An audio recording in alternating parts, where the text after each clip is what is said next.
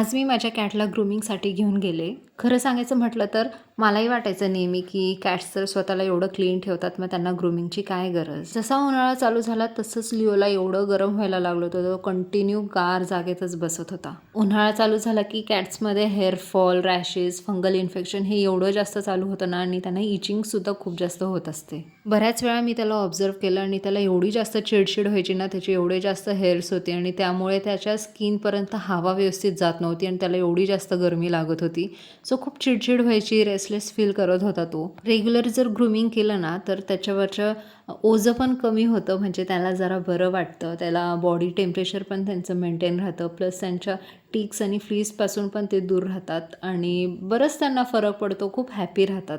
आणि सगळ्यात महत्त्वाचं म्हणजे आपली कॅट इतकी कम्फर्टेबल फील करते. जसं आपल्याला उन्हाळ्यात त्रास होतो, आपण AC लावतो, फॅन लावतो किंवा आपण थंड पाणी पितो, तसंच कॅट्सला पण म्हणजे आपल्या पेट्सलासुद्धा त्रास होत असतो. सो आपण काळजी घेणं खूप गरजेचं आहे त्यांचं.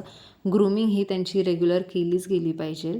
ॲज अ पेट पॅरेंट खूप लक्ष द्यावं लागतं आपल्या कॅट्सकडे किंवा पेट्सकडे कोणतंही असेल, की काय त्रास होतो आहे, त्याला खरंच ग्रूमिंगची गरज आहे का? काहीतरी त्रास होत असेल तर आपली जबाबदारी आहे की ते आपण लक्ष दिलं पाहिजे त्या गोष्टीत, त्यांच्या हेल्थसाठी तरी. प्रत्येक पेट पॅरेंटनी ना इग्नोर केल्यापेक्षा केअर करा, कारण की त्यांना खरंच केअरची गरज असते. आणि ग्रूमिंग हा हायजीन आणि प्रोटेक्शनचा भाग आहे. सो हे रेग्युलरली केलंच गेलं पाहिजे. वॅक्सिनेशन असो किंवा त्याचं डिवर्मिंग असो, ह्या बऱ्याचशा गोष्टी येतात. इयर क्लिनिंग असो, नेल्स कट करणं असो. समर्समध्ये आपल्या पेटची भरपूर काळजी घ्या. चला भेटूयात नेक्स्ट व्हिडिओमध्ये. तोपर्यंत बाय.